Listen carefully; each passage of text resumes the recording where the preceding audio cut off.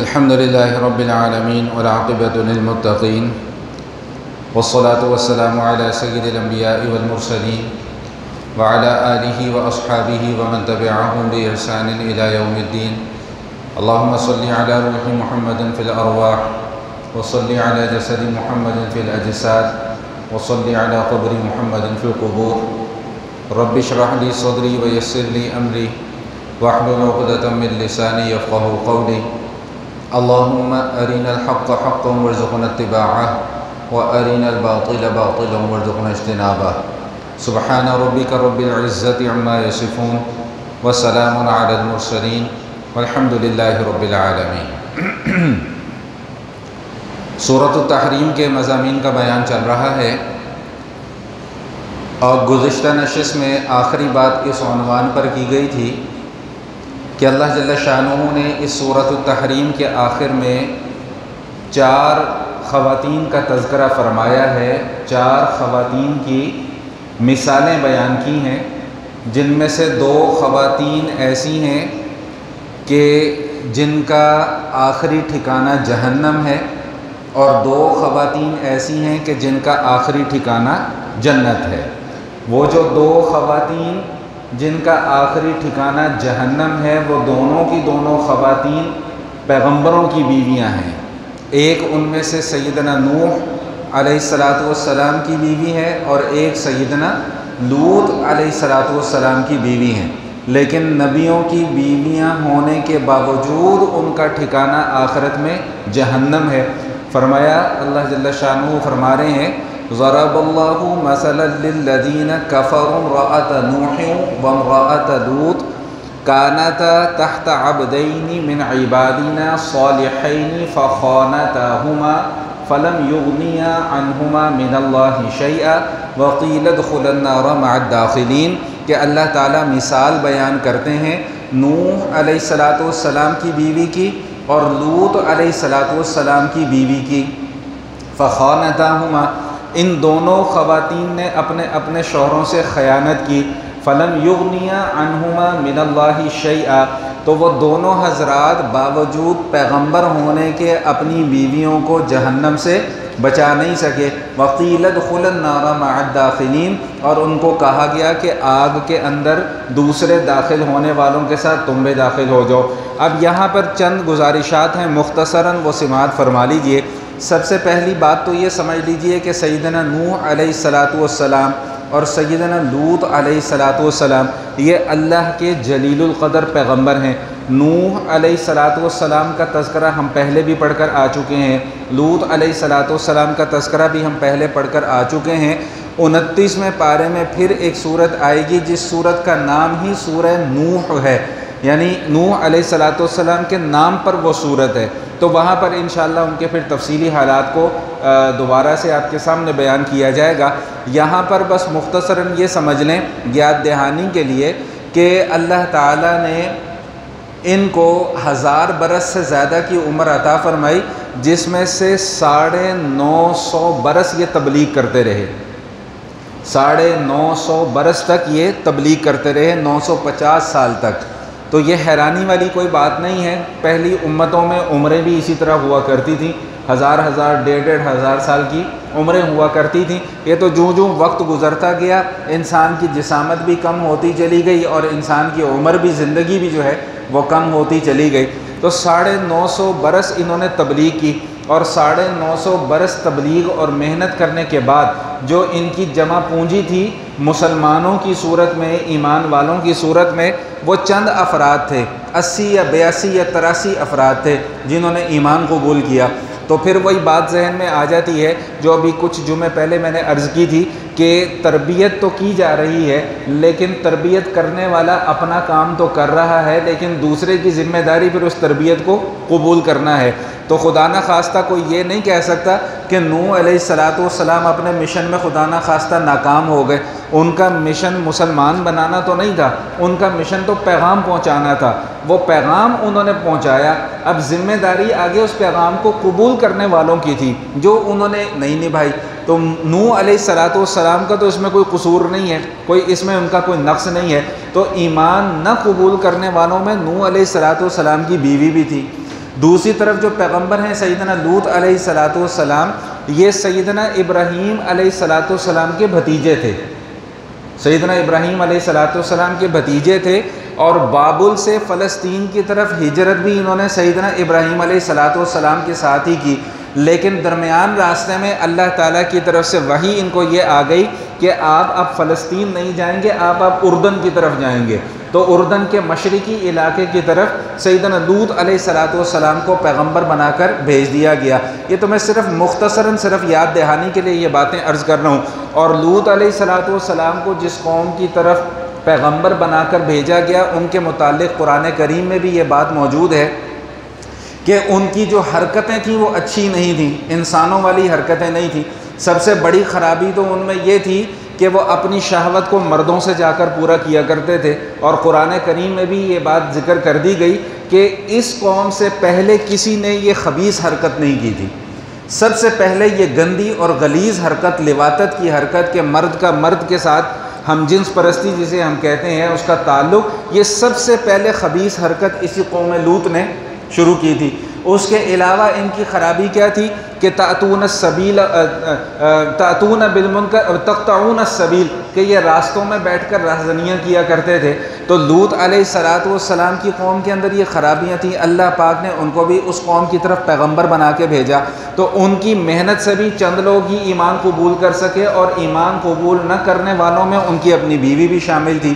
تو یہاں پر جس کا تذکرہ کیا جا رہا ہے تو کیا فرمایا کہ ان دونوں نبیوں کی بیویاں تھیں، فخانتاہما، ان دونوں نبیوں کی بیویوں نے اپنے شوہروں کے ساتھ خیانت کی۔ یہاں پر ایک بات بڑے اچھے طریقے سے ذہن نشین فرما لیجئے گا کہ خیانت سے کیا مراد ہے، کیا خیانت کی انہوں نے، کیا گڑبڑ کی انہوں نے۔ اس میں تمام مفسرین کا اتفاق ہے اس بات پر کہ ان کی خیانت جو تھی وہ کفر تھا، ان کی خیانت جو تھی وہ شرک تھا۔ نوح علیہ السلام کی بیوی کے متعلق آتا ہے کہ جب کوئی وحی نوح علیہ السلام پر نازل ہوتی تھی اور اس وحی کا اظہار ابھی نہیں کرنا ہوتا تھا، یہ اپنی قوم کو پہلے سے جا کر بتا دیتی تھی کہ نوح علیہ السلام پر یہ وحی نازل ہوئی ہے۔ لوط علیہ السلام کی بیوی کی خیانت کیا تھی؟ لوط علیہ السلام کی بیوی کی خیانت یہ تھی کہ جب بھی لوط علیہ السلام کے پاس کوئی مہمان ملنے کے لیے آیا کرتے تھے تو یہ جا کر اپنی قوم والوں کو اطلاع کر دیتی تھی۔ جیسا کہ میں نے ابھی بتایا کہ ایک تو گندی حرکت وہ کیا کرتے تھے، اور دوسرا وہ لوگوں کو لوٹ لیا کرتے تھے۔ تو ان کے علاقے میں جب بھی کوئی نیا آدمی آتا تھا تو اس کے ساتھ وہ لوٹ مار کر لیا کرتے تھے۔ تو بالکل اسی طرح جب لوط علیہ السلام کے پاس بھی کوئی مہمان آیا کرتے تھے تو یہ اپنی قوم والوں کو جا کر بتا دیتی تھی کہ جی ان کے پاس آج مہمان آئے ہیں، تم اپنی کارروائی کرنا چاہو تو کارروائی کر سکتے ہو۔ اور سب سے بڑی خیانت جو تھی وہ کفر تھا، سب سے بڑی خیانت جو تھی وہ شرک تھا۔ دیکھیں، زنا اپنی جگہ پر ایک بہت بڑا جرم ہے، شراب پینا اپنی جگہ پر ایک بہت بڑا جرم ہے، چوری کرنا اپنی جگہ پر ایک بہت بڑا جرم ہے، ڈاکہ ڈالنا اپنی جگہ پر ایک بہت بڑا جرم ہے، لیکن کفر اور شرک جو ہے ان سب جرائم سے سب سے بڑا جرم ہے۔ اگر کوئی مسلمان ہے، کلمہ بھی پڑھتا ہے، ایمان والا ہے، اور خدا نہ خواستہ وہ کوئی چوری کا مرتکب ہو جاتا ہے یا کسی اور غلط کام کا مرتکب ہو جاتا ہے، تو اللہ تعالیٰ ہو سکتا ہے کہ اس کے اس گناہ کو معاف فرما دیں۔ کیوں؟ اس لیے کہ ایمان موجود ہے۔ لیکن جس کے پاس ایمان ہی موجود نہیں ہے وہ جتنے مرضی نیک کام کر لے، اچھا چلو جزاک اللہ، وہ جتنے مرضی نیک کام کر لے، جتنے مرضی اچھے کام کر لے، تو ایمان نہ ہونے کی وجہ سے اس کی آخرت میں بخشش نہیں ہو سکتی۔ اس موضوع پر ہم پہلے تفصیل سے گفتگو کر کے آ چکے ہیں۔ تو بہرحال اللہ کا قرآن کیا کہہ رہا ہے؟ فخانتہما، ان دونوں نے خیانت کی۔ یہاں پر ایک اہم بات اور بھی ذہن نشین فرما لیجئے۔ عبداللہ ابن عباس رضی اللہ تعالیٰ عنہما فرماتے ہیں کہ کبھی بھی کسی بھی نبی کی بیوی نے زنا نہیں کیا۔ سمجھ رہے ہیں بات کو؟ چاہے وہ بیوی مسلمان تھی یا نہیں تھی، لیکن اس نے کبھی بھی زنا کا ارتکاب نہیں کیا۔ کیوں؟ اس لیے کہ اس کا ظاہری تعلق ایک نبی کے ساتھ ہے، اور اللہ کی غیرت اس بات کو گوارا نہیں کرتی کہ نبی کے حرم میں کوئی عورت ہو اور وہ اس غلط کام کا ارتکاب کرے۔ دیکھیں، یہ ایک ایسا غلط کام ہے، ایسا گندا کام ہے کہ جس کو ایمان والے بھی ناپسند کرتے ہیں اور جن میں ایمان نہیں ہے وہ بھی ناپسند کرتے ہیں۔ آپ تو حضرات ماشاءاللہ جہاں دیدہ لوگ ہیں، آپ نے دنیا دیکھی بھی ہے، دوسرے ممالک میں بھی گئے ہوں گے، تو وہاں پہ بھی آپ نے جا کے اس چیز کو محسوس کیا ہوگا کہ ان ممالک میں بھی جو خاندانی لوگ ہیں، جو شرفاء لوگ ہیں، وہ اس گندے کام کو پسند، جو غلیظ کاموں میں پڑا ہوا ہے اس کے لیے تو کوئی بھی کام غلط نہیں ہوتا نا، اس کے لیے تو کوئی بھی کام گندا نہیں ہے، جس کو عادت پڑی ہوئی ہے گندے کاموں کے کرنے کی، اس کے لیے تو کوئی بھی کام گندا نہیں ہے۔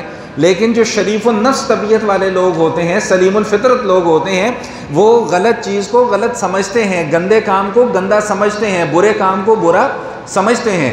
تو اس لیے یہ بات ہمیشہ ہمیشہ کے لیے ذہن نشین فرما لیجئے گا کہ نبی کی جو حرم میں خواتین ہوں، مسلمان ہیں یا نہیں ہیں وہ ایک علیحدہ مسئلہ ہے، لیکن انہوں نے کبھی بھی اخلاق سے گرا ہوا کوئی کام نہیں کیا، یہ اللہ تعالیٰ کی طرف سے ایک فیصلہ ہے۔ تو بہرحال ان دونوں بیویوں کی خیانت کیا تھی؟ یہ خیانت یہ تھی کہ وہ وہی نہیں چھپایا کرتی تھی، وہی لوگوں کو جا کر بتا دیا کرتی تھی۔ اس کی خیانت یہ تھی لوط علیہ السلام کی بیوی کی کہ وہ مہمانوں کے راز افشا کر دیا کرتی تھی۔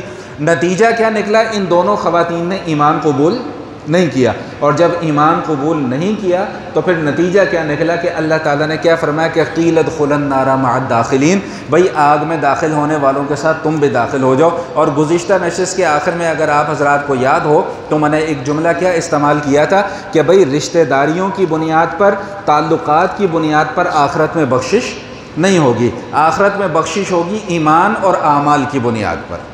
فلاں کے ساتھ میرا تعلق ہے، فلاں میرا باپ ہے، وہ بہت بڑا بابا ہے، وہ بہت بڑا اللہ والا ہے، وہ بہت بڑا پیر ہے، وہ بہت بڑے خاندان والا ہے، میں بھی اس خاندان سے تعلق رکھتا ہوں لہٰذا وہ مجھے بخشوا لے گا۔ تو یاد رکھیے گا کہ اس بنیاد پر بخشش نہیں ہوگی۔ بخشش کس بنیاد پر ہوگی؟ بخشش اس بنیاد پر ہوگی کہ ہر آنے والے سے پوچھا جائے گا کہ تمہارے پاس ایمان ہے، تمہارے پاس اعمال ہیں، ایمان ہے تو کس درجے کا ایمان ہے، اعمال ہے تو تمہارے کس درجے کے اعمال ہیں۔ خود رسول اللہ صلی اللہ علیہ وآلہ وسلم نے یہ بات ارشاد فرما دی کہ انقذوا انفسکم من النار، بھائی اپنے آپ کو آگ سے بچا لو، لا اغنی عنکم من اللہ شیئا، کہ میں تمہارے کسی کام نہیں آؤں گا، میرا کام یہ ہے کہ میں تو سفارش کر سکوں گا، لیکن سفارش بھی انہی لوگوں کے کام آئے گی کہ جن کے دلوں کے اندر ایمان موجود ہوگا۔ بھائی کافروں کے لیے تو کوئی سفارش نہیں ہوگی نا، غیر مسلموں کے لیے تو کوئی سفارش نہیں ہوگی، سفارش تو ان لوگوں کے لیے ہوگی کہ جو مسلمان ہیں، جو کلمہ گو ہیں، لیکن ان سے غلطیاں ہوتی رہی ہیں، خطائیں ہوتی رہی ہیں، گناہ ہوتے رہے ہیں، ان کے متعلق سفارش کام آئے گی۔ جس کے دل کے اندر ایمان ہی نہیں ہوگا اس کے متعلق سفارش کام نہیں آئے گی۔ حدیث شریف میں آتا ہے کہ نبی کریم علیہ الصلاۃ والتسلیم کے خدمت میں ایک یہودی لڑکا آتا جاتا رہتا تھا، ایمان قبول نہیں کیا تھا لیکن نبی علیہ الصلاۃ والسلام کی خدمت میں حاضری دیتا رہتا تھا۔ کچھ عرصے کے لیے وہ ایک دم غائب ہو گیا، آنا جانا بند ہو گیا، تو نبی علیہ الصلاۃ والسلام اس کے گھر تشریف لے گئے، پتہ لگا جی بڑا سخت بیمار ہے، جان نکلنے والی ہے، تو حضور علیہ الصلاۃ والسلام اس کے گھر اس کی عیادت کے لیے تشریف لے گئے۔ تو جب اس کی عیادت کے لیے تشریف لے گئے تو حضور علیہ الصلاۃ والسلام نے دیکھا کہ بھئی اب اس کا تو آخری وقت چل رہا ہے، تو فرمایا کہ بھئی ایمان قبول کر لو۔ تو اس لڑکے نے اپنے باپ کی طرف گردن گھما کے دیکھا کہ جی آپ کی کیا رائے ہے، آپ کیا مشورہ دیتے ہیں؟ تو اس کے باپ نے بھی پھر یہی کہا کہ ابو القاسم جو کہہ رہے ہیں ان کی بات مان لو۔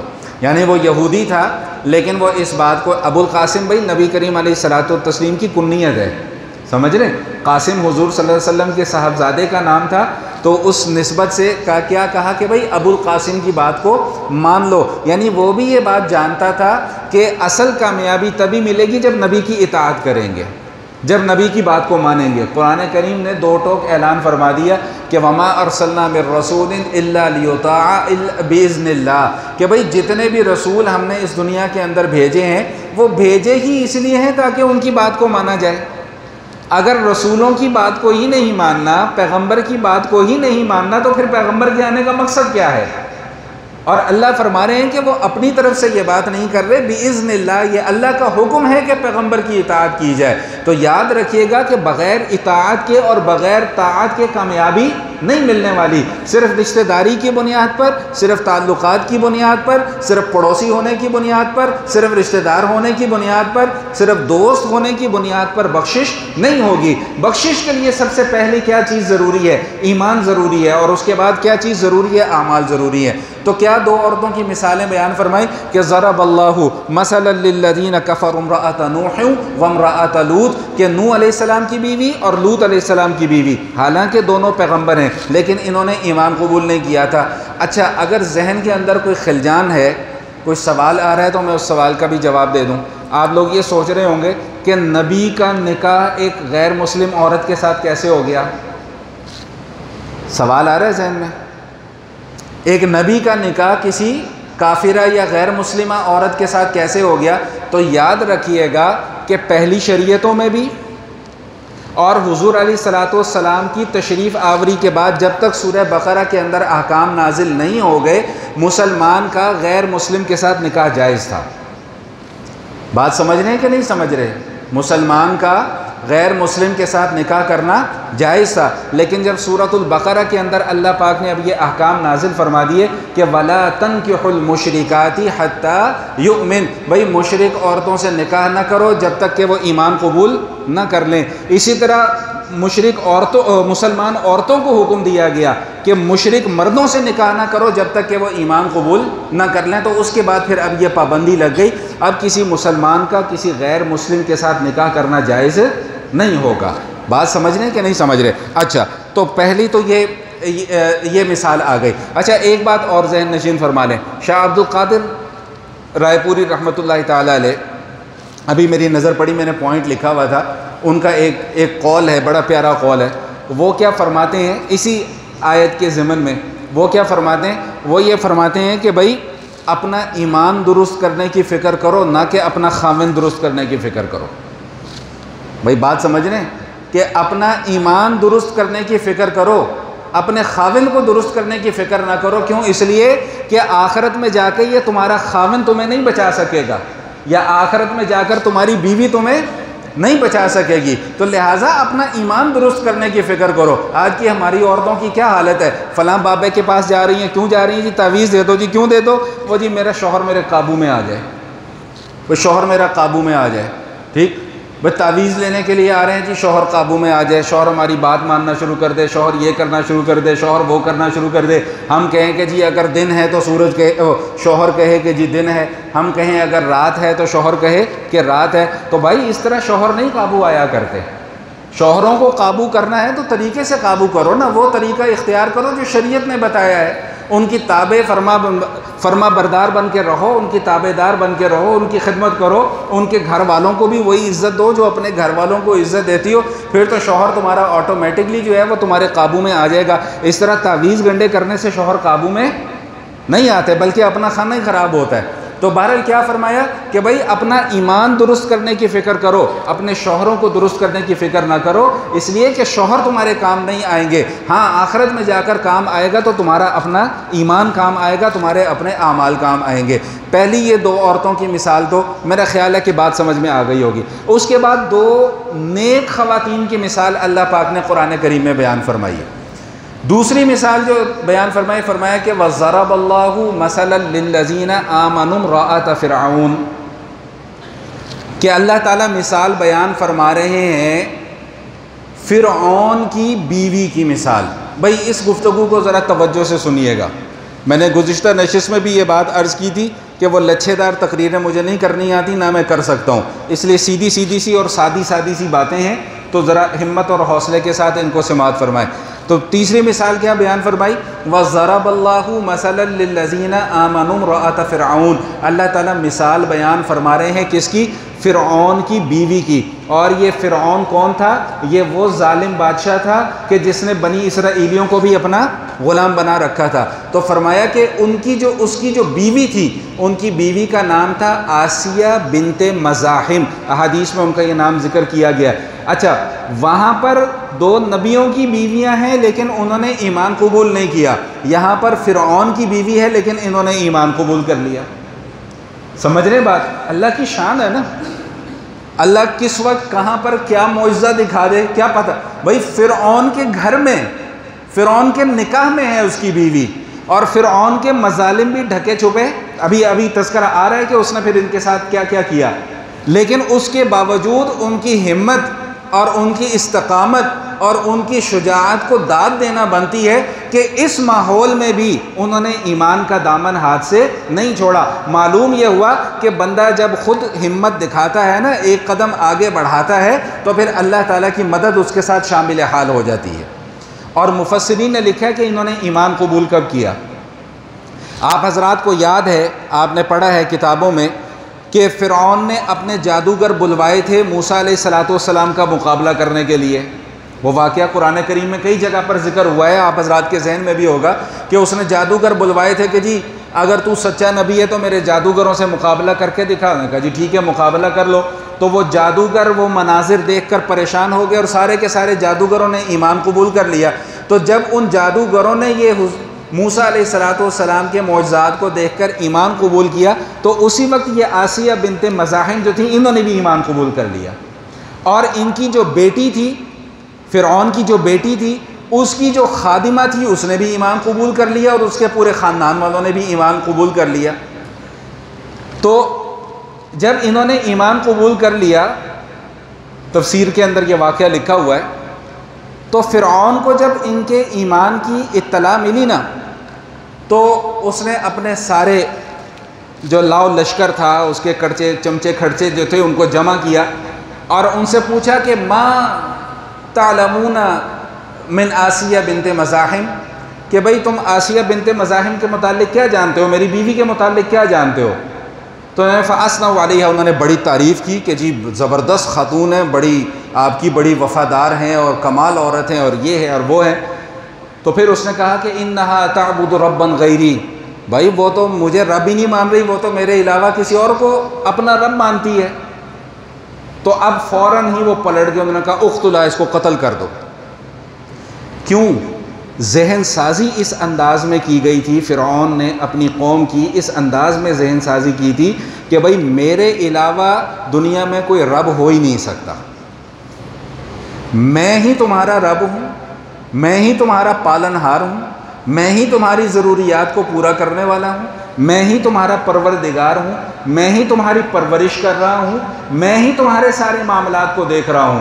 ذہن سازی اس انداز میں کر دی کہ وہ چمچے کھڑچے کہنے لگے اچھا اگر وہ آپ کو رب نہیں مانتی تو آپ اس کو قتل کر دیں۔ تو جب وہ آسیہ بنت مزاحم کو انہوں نے گرفتار کیا تو روایات میں آتا ہے کہ فَأَوْتَدَ لَهَا أَوْتَادًا، اس نے ان کے ہاتھوں اور پاؤں میں میخیں گڑوا دی تھی۔ فرعون کے متعلق قرآن کریم میں بھی آیا کہ وہ فرعون ذی الاوتاد، وہ میخوں والا فرعون، یہ سزا کیا دیتا تھا اپنے دشمنوں کو یا اپنے قیدیوں کو؟ ان کے ہاتھوں اور پاؤں میں میخیں گڑوا دیا کرتا تھا۔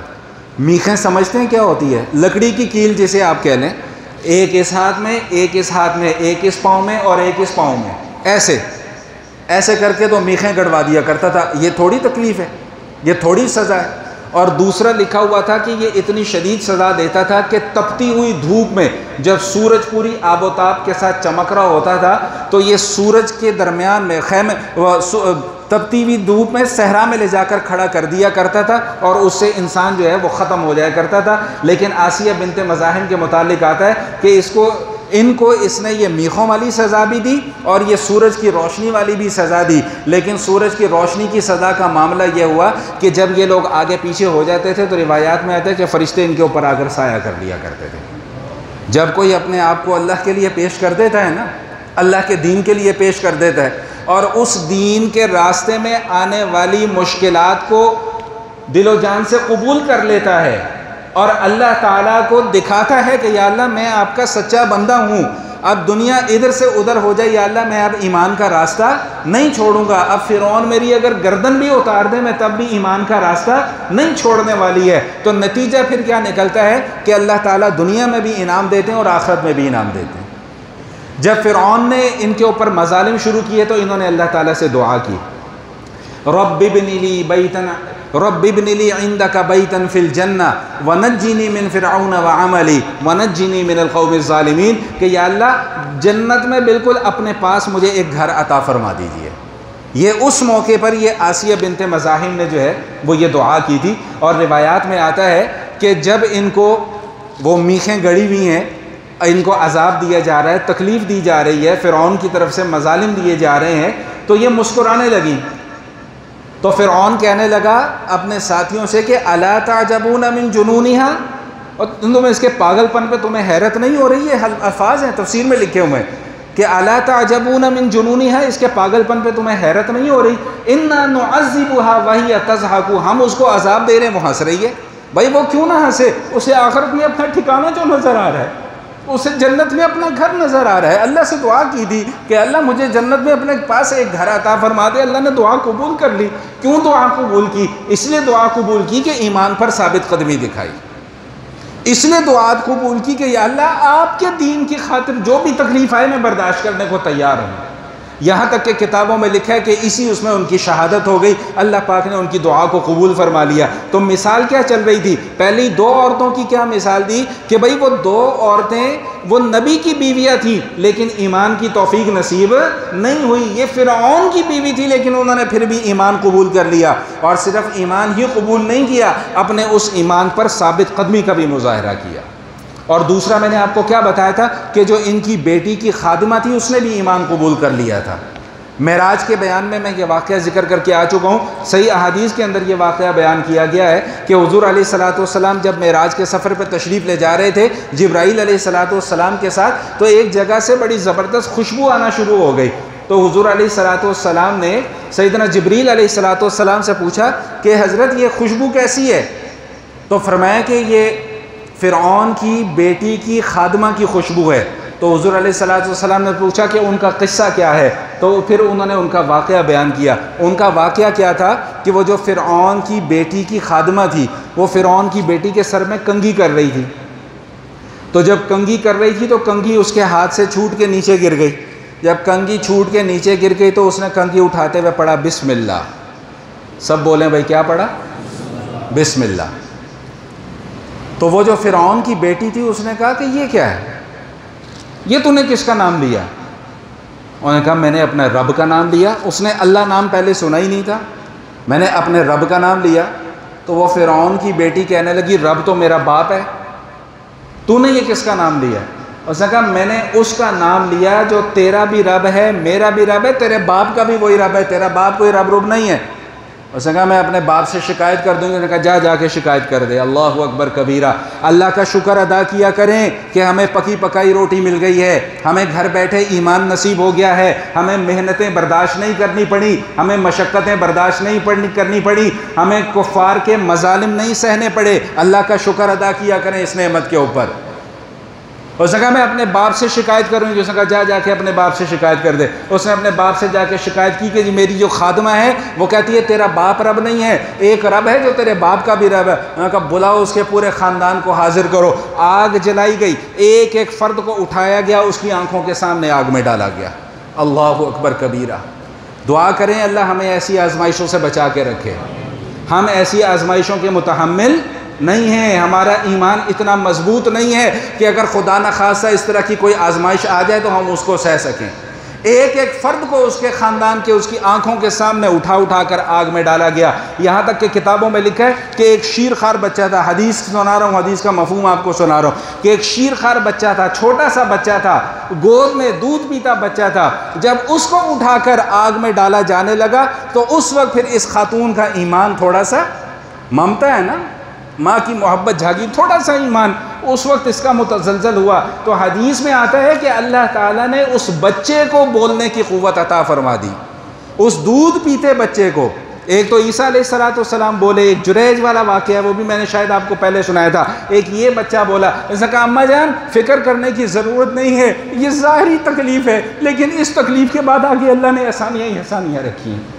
وہ مجھے آگ میں ڈال رہا ہے، ڈالنے دو اماں جان، آپ بھی واپس آ جاؤ۔ تو فرمایا کہ یہ جو آپ کو خوشبو آ رہی ہے نا اس جگہ سے، یہاں پر ان کی ہڈیاں، ان کے خاندان والوں کی ہڈیاں دفن کی گئی تھی جہاں سے آج بھی خوشبو مہکتی ہے۔ یہ میں واقعہ آپ کو بتا رہا ہوں معراج شریف کے سفر کا۔ تو بات کرنے کا کیا مقصد تھا کہ جب یہ ایمان دل کے اندر مضبوط ہو جاتا ہے نا، پھر انسان کو کوئی تکلیف نہیں لگتی ہے، پھر وہ ان تکالیف کو بھی برداشت کر لیتا ہے۔ کس لیے برداشت کرتا ہے؟ کہ میرا رب میرے سے راضی ہو جائے، میرا رب مجھ سے خوش ہو جائے، میرے رب مجھے یہاں پر تھوڑی سی تکلیف آ گئی مجھے پرواہ نہیں، لیکن میرا رب دعا یہ ہے کہ آخرت میں تکلیف نہ دینا۔ تو آسیہ بنت مزاحم نے بھی کیا دعا کی؟ رب ابن لی عندک بیتا فی الجنہ ونجنی من فرعون وعملی ونجنی من القوم الظالمین، کہ اے میرے رب مجھے فرعون کے مظالم سے بھی نجات عطا فرما دے، فرعون کی قوم کے مظالم سے بھی نجات عطا فرما دے۔ تو بات کرنے کا مقصد کیا تھا کہ آسیہ بنت مزاحم اتنی تکالیف کے باوجود انہوں نے اپنے ایمان پر ثابت قدمی دکھائی، لیکن ایمان کا دامن ہاتھ سے چھوڑا نہیں۔ معلوم یہ ہوا کہ جب آپ دین کے راستے پر چلو گے تو مشکلات آئیں گی۔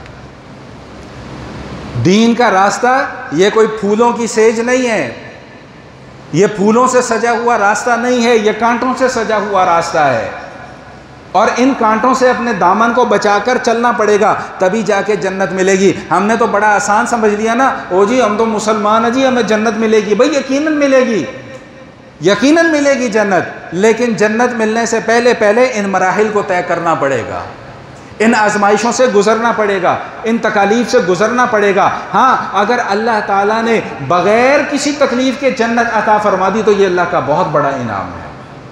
بغیر کسی مشقت اور بغیر کسی پریشانی کے اللہ پاک نے انعام عطا فرما دیا تو یہ اللہ کی دین ہے، ہم اس سے زبردستی کسی چیز کو حاصل نہیں کر سکتے۔ چوتھی خاتون جن کا تذکرہ اللہ تعالیٰ نے اس قرآن کریم میں فرمایا کہ وَمَرْيَمَ ابْنَتَ عِمْرَانَ الَّتِي أَحْصَنَتْ فَرْجَهَا فَنَفَخْنَا فِيهِ مِنْ رُوحِنَا وَصَدَّقَتْ بِكَلِمَاتِ رَبِّهَا وَكُتُبِهِ وَكَانَتْ مِنَ الْقَانِتِينَ۔ چوتھی خاتون وہ کون خاتون تھی؟ وہ سیدہ مریم سلام اللہ علیہا تھی۔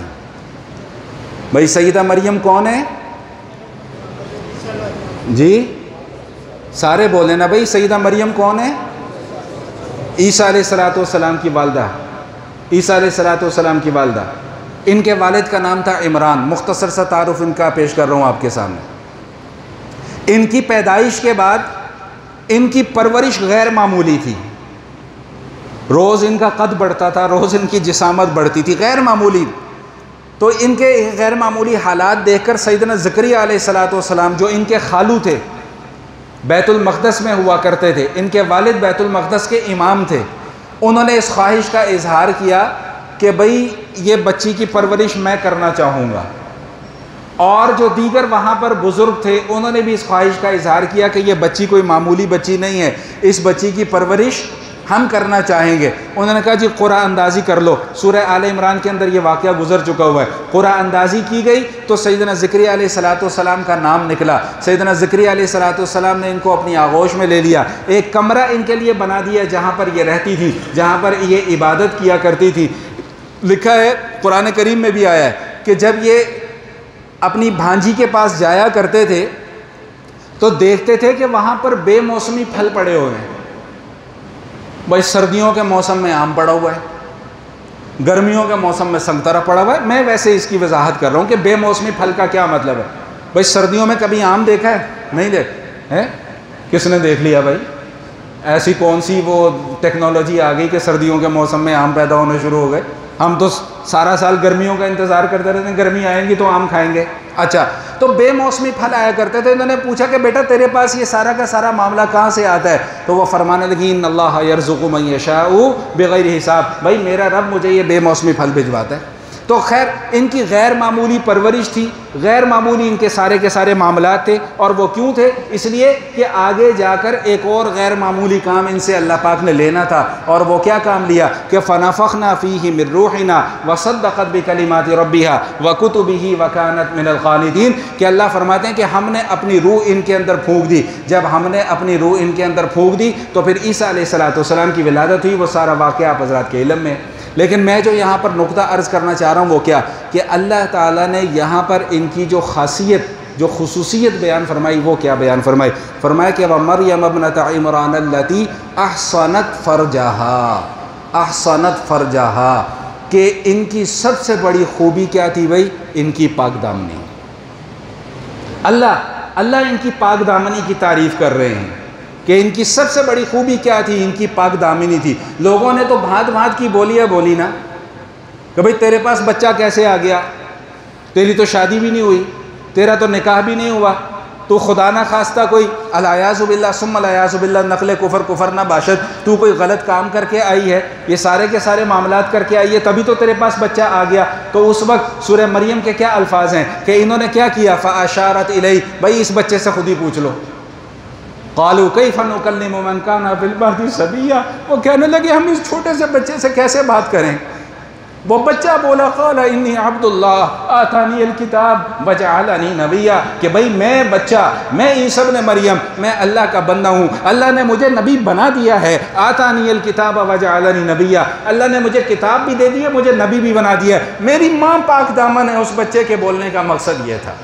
تو اللہ تعالیٰ نے بھی ان کی پاک دامنی کی تعریف فرمائی ہے، وَمَرْيَمَ ابْنَتَ عِمْرَانَ الَّتِي أَحْصَنَتْ فَرْجَهَا، بھائی مریم بنت عمران یہ کون خاتون ہے؟ فرمایا اللہ پاک فرما رہے ہیں کہ یہ وہ خاتون ہے الَّتِي أَحْصَنَتْ فَرْجَهَا، جس نے اپنی پاک دامنی، اپنی عزت کو بچا کر رکھا، اپنی عزت کو اس نے محفوظ بنایا، اس نے خدا نہ خواستہ کوئی غلط کام نہیں کیا۔ یہودیوں کو سب سے زیادہ چڑ عیسیٰ علیہ السلام سے، وہ عیسیٰ علیہ السلام کی والدہ پر تہمتیں لگاتے ہیں۔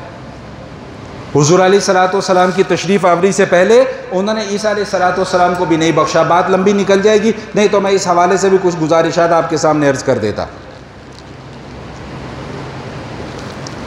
کہ انہوں نے عیسیٰ علیہ السلام کی والدہ کو بھی نہیں بخشا، حالانکہ قرآن ان کے متعلق کیا گواہی دے رہا ہے، وَأُمُّهُ صِدِّيقَةٌ، بھائی عیسیٰ علیہ السلام کی والدہ تو صدیقہ تھی، نیک خاتون تھی۔ حضور علیہ السلام فرماتے ہیں کہ بھئی مردوں میں تو بہت سارے اونچے درجے والے لوگ گزرے ہیں، لیکن خواتین میں گنتی کی چند خواتین ہیں جن کو اللہ پاک نے بڑا اونچا مقام اور مرتبہ عطا فرمایا ایک ان میں سے آسیہ بنت مزاحم ہے، ایک ان میں سے مریم بنت عمران ہے، ایک ان میں سے خدیجہ بنت خویلد ہیں رضی اللہ تعالی عنہ، ایک ان میں سے فاطمہ بنت محمد ہیں، سب بولیں صلی اللہ علیہ وآلہ وسلم۔ اور فرمایا کہ عائشہ کو ان پر ایسے فضیلت حاصل ہے جیسے کھانوں میں سرید کو فضیلت حاصل ہوتی ہے۔ سرید یا سرید یہ وہ کھانا ہوتا ہے کہ وہ روٹی کو شوربے میں بھگو کے کھایا جاتا ہے۔ آپ کے گھروں میں پائے شائے پکتے ہیں کہ نہیں پکتے؟ پکتے ہیں؟ کبھی بلایا تو نہیں دعوت پہ، اس لیے میں نے کہا پوچھ لوں کہ پائے شائے پکتے ہیں؟ اس کے اندر خمیری روٹی بھگو کے کھائیں تو وہ ایک لذیذ قسم کا کھانا بنتا ہے۔ سمجھ میں آئی بات؟ تو فرمایا کہ عائشہ کو باقی خواتین پر ایسے فضیلت حاصل ہے جیسے سرید کے کھانے کو باقی کھانوں پر فضیلت حاصل ہے۔ تو اللہ کے نبی میری طرف دیکھو بھائی، یہ ہوتا رہے گا، میں تو بول کے تھک گیا ہوں، بس اب میں نے توبہ کر لی ہے کہ بھائی آئندہ کے بعد میں نے کوئی سو رہا ہو سوتا رہے، کوئی آ رہا ہو آتا رہے، کوئی جا رہا ہو جاتا رہے، میں نے کچھ نہیں بولنا، بس توبہ، زبان کو تالا لگا دیا بس میں اس سے زیادہ اور کچھ نہیں کر سکتا۔ اچھا تو کیا تو بعد میں کیا کر رہا تھا کہ حضور علیہ السلام فرمایا کہ بھئی مردوں میں تو بہت سارے اونچے درجے والے لوگ گزرے، لیکن خواتین میں یہ چند خواتین ہیں۔ اور آج ایک بڑی دلچسپ روایت میری نظر سے گزری، طبرانی کی روایت ہے، طبرانی کا حوالہ لکھا ہوا تھا، روایت صحیح ہے یا نہیں ہے یہ مجھے اتھینٹسٹی نہیں ہے، لیکن طبرانی کا حوالہ لکھا تھا کہ قیامت کے بعد جب جنت والے جنت میں چلے جائیں گے تو نبی کریم علیہ الصلوۃ والتسلیم کا نکاح آسیہ بنت مزاحم اور سیدہ مریم اور موسیٰ علیہ السلام کی بہن، ان تین خواتین سے حضور علیہ السلام کا نکاح کیا جائے گا۔ پتہ نہیں یہ روایت ٹھیک ہے یا نہ ٹھیک ہے، آپ کو آگے بیان کرنے کی اجازت نہیں ہے جب تک کہ اس کی اتھینٹسٹی نہیں ہو جاتی، لیکن میں نے پڑھی، میں نے کہا چلو سوچا علم میں اضافے کے لیے بیان کر دوں، لیکن آگے بیان کرنے کی اجازت نہیں ہے۔ تو بہرحال بات کہاں سے چل رہی تھی کہ اللہ جل شانہ نے سب سے زیادہ تعریف ان کی کس بات کی فرمائی؟ ان کی پاک دامنی کی۔ میری، آپ کی، ہماری بیٹیوں، ہماری بہنیں چونکہ قرآن پڑھتی نہیں ہے نا، قرآن پڑھنا تو بہت دور کی بات ہے، قرآن کھول کے بھی اگر قرآن کھول کے دیکھ لیں تو ان کو اندازہ ہو جائے کہ اللہ تعالیٰ نے خواتین کو کیا مرتبہ دیا ہے۔ اللہ تعالیٰ نے بیٹیاں اور بہنیں ٹک ٹاک بنانے کے لیے پیدا نہیں کی ہیں، سمجھ رہے ہیں بات؟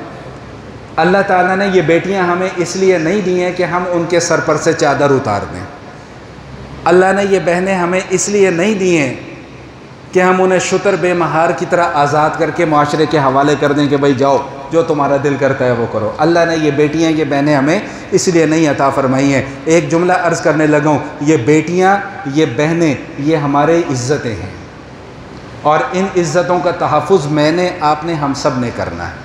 ابھی گزشتہ چند دنوں سے ملک کے اندر کیا چل رہا ہے سب جانتے ہیں، کتنا جھوٹ ہے، کتنا سچ ہے، کیا ہے کیا نہیں ہے، لیکن ساری کی ساری گفتگو جو ہے نا وہ ایک ہی نقطے پر آ کر ختم ہوتی ہے، ایک ہی نقطے پر آ کر ختم ہوتی ہے، اور وہ نقطہ کیا ہے؟ یہ منحوس موبائل، یہ منحوس موبائل۔ پہلے بھی ابھی بات کر کے آ چکا ہوں میں 2-3-4 جمعے پہلے. بھائی بچوں کو دیں موبائل دیں، میں یہ نہیں کہہ رہا کہ نہ دیں، لیکن نگرانی ان کی کس نے کرنی ہے؟ کس نے دیکھنا ہے کہ میرا بچہ اس پر کیا دیکھ رہا ہے کیا نہیں دیکھ رہا؟ اپنی بچیوں کو کالج بھی بھیجیں، یونیورسٹی بھی بھیجیں، پڑھائیں لکھائیں. میں اس کے خلاف نہیں ہوں، میری اپنی بیٹیاں ماشاءاللہ پڑھ رہی ہیں، لیکن بھائی صرف کالج چھوڑ دینا اور چھوڑ کر واپس آ جانا یہ آپ کی ذمہ داری نہیں ہے. نگرانی کرنا یہ بھی آپ کی ذمہ داری ہے. کالج میں جا کر میری بچی کر کیا رہی ہے اس کا موبائل چیک کریں، پتہ کریں کہ اس کا کس کس کے ساتھ دوستی ہے، پتہ کریں اس کا کس کس کے ساتھ تعلقات ہیں، پتہ کریں کہ وہ کس ماحول میں اٹھ رہی ہے بیٹھ رہی ہے. 1 منٹ میں پتہ چل جاتا ہے، کوئی مشکل کام نہیں ہے. جہاں دیدہ لوگ ہیں آپ سارے کے سارے، سمجھدار لوگ ہیں، پڑھے لکھے لوگ ہیں، بچہ گھر میں قدم رکھتا ہے پتہ چل جاتا ہے کہ کہاں سے ہو کے آ رہا ہے. میں اپنا ایک واقعہ سنایا کرتا ہوں اکثر اپنے دوستوں کو کہ 12:30 بجے مجھے مدرسے سے چھٹی ہوتی تھی، جامعہ اشرفیہ یہ فیروز پور روڈ مسلم ٹاؤن. وہاں سے سائیکل پہ یہاں آنے میں 5 سے 7 منٹ مجھے لگتے تھے، اور اگر کسی دن مجھے 10 سے 12 منٹ ہو جاتے تھے، میری ماں میرے سلام کا جواب بعد میں دیتی تھی، پہلے مجھ سے پوچھتی تھی کہ یہ 5 منٹ کہاں لگا کے آیا ہے. کتنے دن جھوٹ بول سکتا ہے میں اپنی ماں سے؟ کتنے دن چھپا سکتا کہ جی میں فلاں جگہ پہ تھا، میں فلاں جگہ پہ تھا، آج کلاس لیٹ ہو گئی، آج استاد نے دیر سے چھوڑا. کتنے دن یہ جھوٹ چلتا؟ 2 دن 4 دن 5 دن 6 دن، ایک نہ ایک دن تو پھر راز کھلتا ہی نا. تو ڈر تھا نا کہ بھائی گھر اگر 10 منٹ لیٹ گئے تو پہلا سوال یہ پوچھا جائے گا کہ جی کہاں سے آئے ہو. تو ہم اپنے بچوں کو دیکھیں، بچوں کے ساتھ دوستانہ ماحول بھی رکھیں. یہ نہ کوئی سمجھے میری اس گفتگو سے کہ پتہ نہیں میں کیا کہہ رہا ہوں کہ بچوں پہ ڈنڈے برسانا. بھائی میں ڈنڈے برسانے، میں نے آج تک اپنی اولاد میں سے کسی کے اوپر ہاتھ نہیں اٹھایا آج تک. بڑی بیٹی کو ایک مرتبہ، وہ بھی جب 3-4 سال کی تھی، تو پتہ نہیں کس بات پہ شاید میں نے ایک تھپڑ اسے مارا تھا. اس کے وہ دن ہے اور آج کا دن ہے. بڑی بیٹی ماشاءاللہ میری کالج میں جانا شروع ہو گئی، میں نے اپنے بچیوں کے اوپر ہاتھ نہیں اٹھایا. لیکن ان کو پتہ ہے کہ ہمارے باپ کی کیسی طبیعت ہے، ہمارے باپ کا کیا مزاج ہے. ایک ہی بات ان کو سمجھائے کہ بیٹا کبھی اپنے باپ کا سر نہیں نیچے ہونے دینا. یہی بات آپ بھی اپنے بچوں کو سمجھائیں کہ بیٹا تم دوستوں کے ساتھ بھی بیٹھو، تم آزاد بھی ہو، تم کھیلو کودو، پڑھو لکھو، فیلڈ میں جانا چاہتے ہو جہاں مرضی جاؤ، لیکن اس ٹوپی کی عزت تم نے زمین پر نہیں آنے دینی. نتیجہ کیا نکلا ہے؟ آج ساری بات کھل کے آگے کہ جی جھوٹ سے اس واقعے کا آغاز شروع ہوا، جھوٹ پہ جا کر ختم ہوا. صرف اس منحوس ٹک ٹاک، نہ کوئی سر نہ پیر، جھوٹ جھوٹ جھوٹ جھوٹ. بس مجھے میری ویڈیوز پر کسی طریقے سے ویوز مل جائیں. اب اس کے لیے چاہے مجھے اپنے سر سے چادر اتارنی پڑے، اس کے لیے چاہے مجھے اپنے سر سے دوپٹہ اتارنا پڑے، اس کے لیے چاہے مجھے اپنے جسم کی نمائش ہی کیوں نہ پڑے، بس میں لوگوں کے اندر فیمس ہو جاؤں، میں لوگوں کے اندر مشہور ہو جاؤں. خدا کا واسطہ ہے میرے ہاتھ آپ کے سامنے جڑے میں. آج اپنے بچوں کو نہیں سنبھالیں گے تو کل ان کو سنبھالنے والا کوئی نہیں ہوگا. میں تو وہ ویڈیوز دیکھ دیکھ کے حیران رہ گیا کہ اتنی جنونیت کل کلاں کو یہ ملک کی باغ دوڑ سنبھالیں گے تو ذرا خود سوچیں کہ یہ ملک کا کیا حشر کریں گے. آگ لگا دو، جلا دو، گھیراؤ کر دو، موٹر سائیکل کو آگ لگا دو، گاڑی کو آگ لگا دو، دروازہ توڑ دو. اور بھائی میں کسی کی فیور میں یا کسی کی مخالفت میں بات نہیں کر رہا، میں صرف یہ سمجھانے کی کوشش کر رہا ہوں کہ تربیت کا فقدان ہمیں کہاں کہاں پر نظر آ رہا ہے. یہ وہی بچے ہیں نا 18 سال کے، 20 سال کے، 22 سال کے، جو پچھلے 15-20 سالوں سے ہم نے جن کو تعلیمی اداروں میں بھیج دیا ہوا. میرا خیال ہے کہ آپ میں سے کوئی ایسا نہیں ہوگا کہ جس نے لاکھوں روپے کی فیس نہ بھری ہو. کیا یہ آج یہ دن دیکھنے کے لیے ہم نے لاکھوں روپے کی فیسیں بھری ہوئی ہیں؟ یہ سیکھنے کے لیے ہم اپنے بچوں کو بھیجتے رہے کہ بھائی جلا دو، گھیراؤ کر دو، مار دو، اس کے اوپر ڈنڈے چلا دو، اس پہ سوٹی چلا دو، بسوں کے شیشے توڑ دو، کالج کے شیشے توڑ دو، یہ کر دو وہ کر دو. اتنی جنونیت کے ساتھ کل کو یہ لوگ جب اوپر آئیں گے، فیلڈ میں آئیں گے، یہ کیا حشر کریں گے. میں تو کل سے سوچ کر میرے رونگٹے کھڑے ہو گئے کہ یا خدا اس ملک کی حفاظت فرما دینا. بھائی زور سے آمین بولیں. یا خدا اس ملک کی حفاظت فرما دینا. موجودہ دور میں جو لوگ موجود ہیں ان کے شر سے بھی، آنے والے جو دور میں لوگ آنے والے ہوں گے، اللہ ان کے شر سے بھی اس ملک کو بچا لے. پتہ نہیں کیا بنے گا ہمارے ساتھ، ہمارے اس معاشرے کا کیا بنے گا.